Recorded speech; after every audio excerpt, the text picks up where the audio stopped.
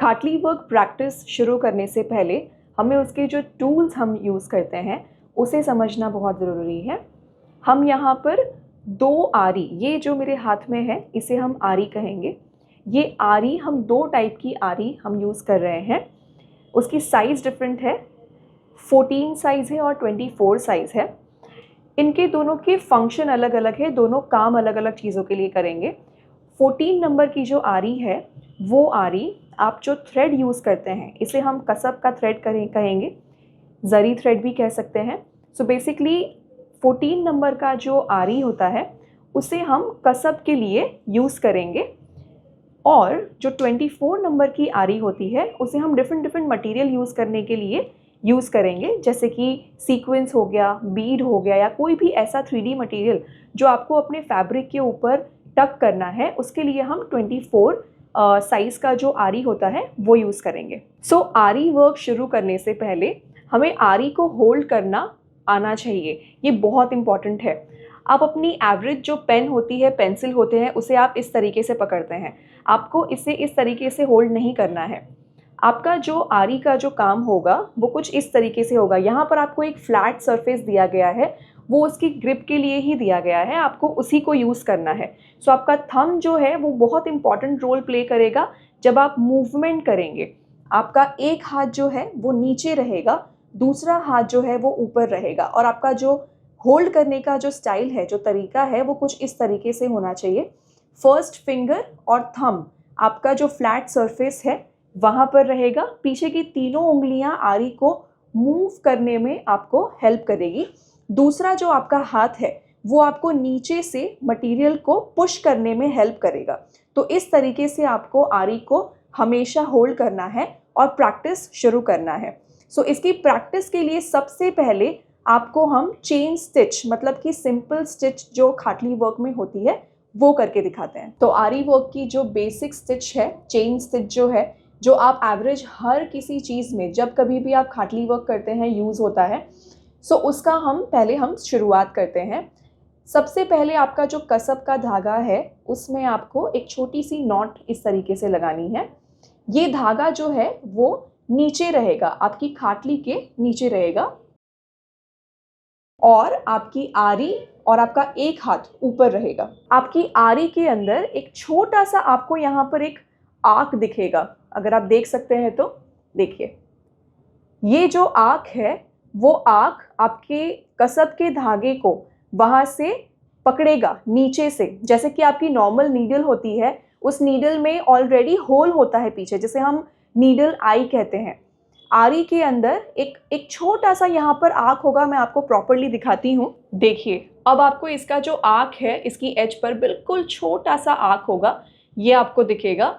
इस आर्क में आपको अपना धागा जो है वो फंसाना है। जैसे कि आप ये आर्क देख रहे हैं, तो ये जो आर्क है यहाँ पर, ये जो शेप है इसका आरी का, उसे आपको अपनी तरफ रखना है। जब भी आप आरी वर्क शुरू करते हैं, ये इस तरीके से उल्टी साइड पर नहीं होगा, इसे आपको हमेशा सबसे पहले अपनी साइड यहाँ पर इस तरीके से रखना है।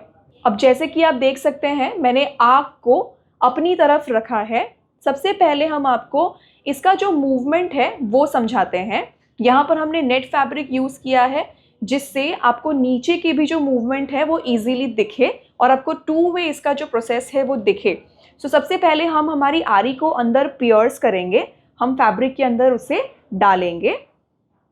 उसके बाद आपको धागा जो है वो नीचे टक करना है, लेकिन उस प्रोसेस से पहले आपको ये समझना है कि आरी का मूवमेंट, आप आरी को होल्ड करना सीखे हैं, अब आरी का जो मूवमेंट होगा वो कैसे होगा।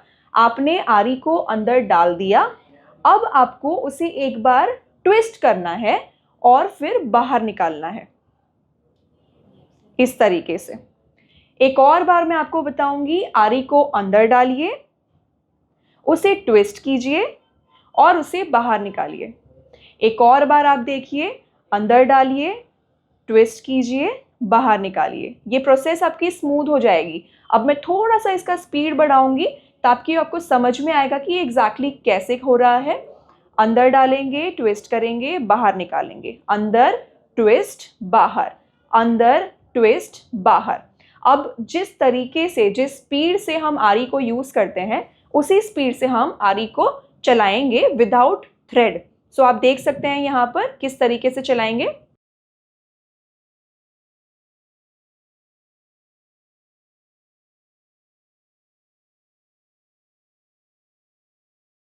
सो खाटली वर्क आपको थ्रेड से शुरू करने से पहले आपको एटलीस्ट इसकी प्रैक्टिस करनी है कि आरी आपको किस तरीके से चलाना है, बिकॉज ये सबसे इम्पॉर्टेंट पार्ट है आरी वर्क का।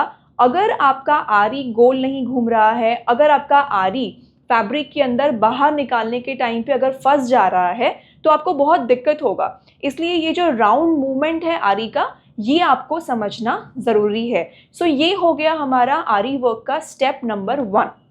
अब हम स्टेप नंबर 2 पर जाते हैं, जिसमें हम थ्रेड को यूज़ करेंगे। जैसे कि मैंने आपको बताया कि हमने थ्रेड के एक एंड पे एक छोटी सी नॉट यहाँ पर लगा ली है।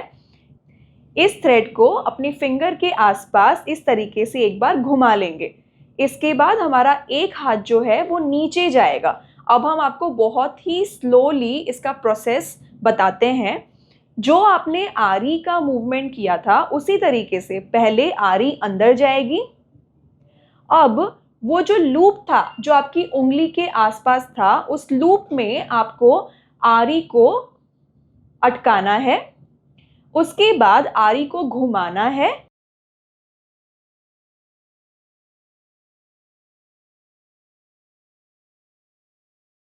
इस तरीके से आप आरी को घुमाएंगे और उसे फिर बाहर निकालेंगे। आप देख सकते हैं कि कैसे थ्रेड जो है वो बाहर निकल के आया है। मैं थोड़ा सा थ्रेड लंबा आपको बाहर खींच के दिखाती हूँ, जिससे आपको पता चले कि कैसे थ्रेड जो है वो बाहर निकल गया है। अब आप इस थ्रेड को जितना चाहें लंबा कर सकते हैं, उसे वापस नीचे खींच सकते हैं। वो आपके ऊपर है कि आप कैसे उसको लंबा और छोटा करेंगे, आपकी रिक्वायरमेंट के हिसाब से। ठीक है, तो इसका पूरा कंट्रोल जो है वो आपके पास रहेगा। इसके अंदर आरी का जो आर्क, जो मैंने आपको दिखाया था, बताया था स्टार्टिंग में, उसके अंदर आपका धागा जो है वो फंसा रहना चाहिए, तभी वो मूवमेंट होगा, राइट। ये होने के बाद अब हम क्या करेंगे वो बताते हैं। अब वापस हमारी आरी को हम फैब्रिक के अंदर वापस पियर्स करेंगे। हम नीचे से, जैसे कि आप देख सकते हैं, हमने नीचे से एक बार उस आर्क के आसपास थ्रेड को स्प्रेड किया है, उसे वहाँ पर फंसाया है, और अब हम आरी को घुमा के उसे बाहर खींचेंगे।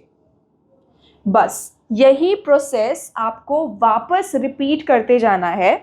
आई नो ये थोड़ा सा प्रैक्टिकली आपको इनिशियली थोड़ा सा इम्पॉसिबल लगेगा, बहुत डिफ़िकल्ट लगेगा, लेकिन जैसे जैसे प्रैक्टिस होती जाएगी, ये प्रोसेस जो है वो सीधा धीरे धीरे आपको ईजी लगने लगेगा। बेसिकली आपको मैं एक और बार रिपीट कर रही हूँ कि आपको आरी को अंदर डालना है, अपने थ्रेड को नीचे फंसाना है, आरी को ट्विस्ट करना है।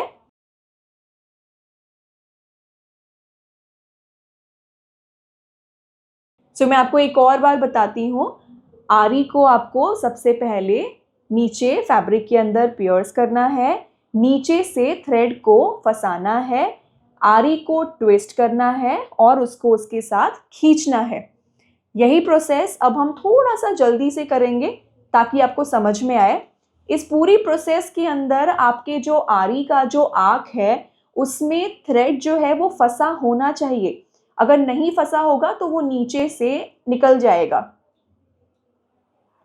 जैसे कि आप देख सकते हैं कि इस तरीके से छोटी बड़ी जितने लेंथ की आप चेन स्टिच इसके अंदर करना चाहें वो कर सकते हैं। और ये बहुत ही ज़्यादा इम्पॉर्टेंट पार्ट है, स्टेप है खाटली वर्क का, जिसके अंदर यही प्रोसेस, जितना भी खाटली वर्क आप कर लीजिए, वो सारी खाटली वर्क में यही प्रोसेस जो है वो बेस होता है। इसी को यूज़ करके हम डिफरेंट मटेरियल को भी टक करते हैं फैब्रिक के ऊपर।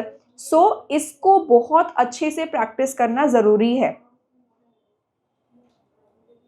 अब मैं आपको एक बार दिखाती हूँ कि कितना वर्क ऑलरेडी हो चुका है और वो कैसे दिख रहा है।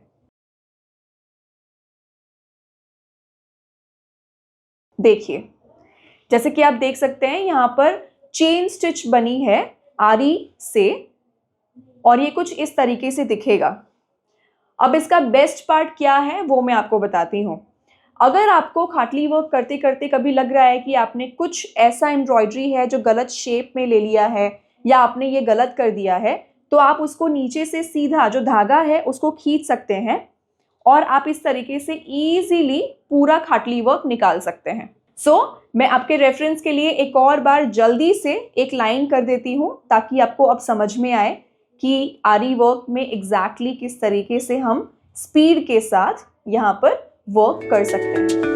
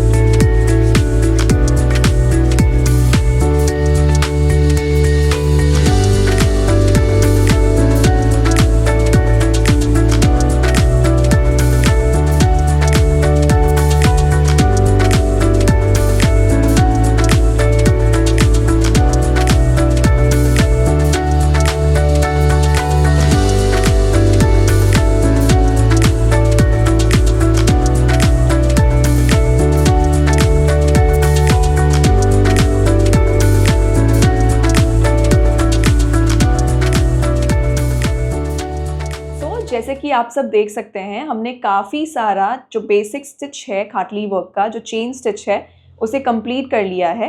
और जैसे हमने शुरुआत की थी एक छोटी सी नॉट के साथ, अब हमें जब कभी भी आपका कोई भी खाटली वर्क का काम एंड करना हो तो उस टाइम पे आपको किस तरीके से नॉट लगानी है हम आपको वो दिखाते हैं। तो चलिए, जैसे कि आप यहाँ पर देख रहे हैं, अब एंड जहाँ पर मेरा मोटिव हो रहा है, जहाँ पर मेरा खाटली वर्क का काम ख़त्म हो गया है, वहाँ पर एक लंबा सा लूप हमने आपको दिखाने के लिए रखा है। इस लूप के अंदर मैंने आरी को फंसा दिया है। अब उस आरी के साथ आपको आरी को फैब्रिक के अंदर डालना है और नीचे से आपका जो कसब का थ्रेड है उसे फंसा के उसे बाहर निकालना है। कुछ इस तरीके से देखिए।